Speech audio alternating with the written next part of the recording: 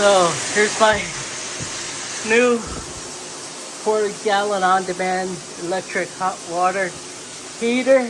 Got all the PEX fitting in place with changes along the way because there was something wrong at this end as far as pre-existing PVC. But this is much better anyways. So got it all connected, looking good. This is the baptismal steel tank. So anytime putting a new hot water heater, some of you don't know, when it's electric, you can't be electrifying it until the tank is full with water. You gotta open up some kitchen faucet, you gotta let the air out of the tank because air pressure builds up and it's not necessarily gonna fill up the tank. So don't forget that.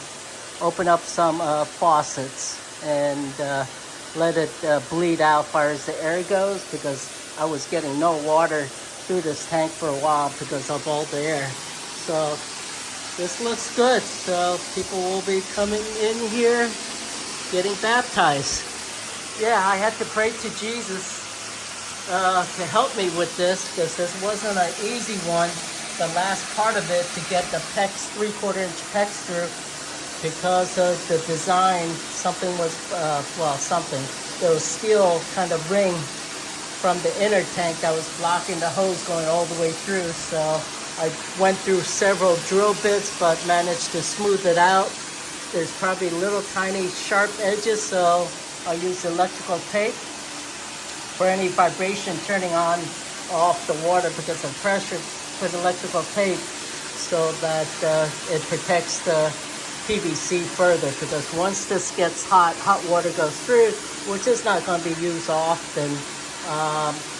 Any little nick can possibly, over time, that nick can get bigger.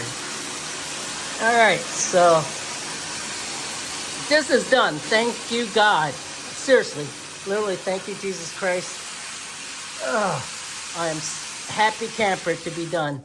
And tell you what, there's no AC in this part of the church, so I had to take my Ohio Buckeye t-shirt off, dry fit shirt.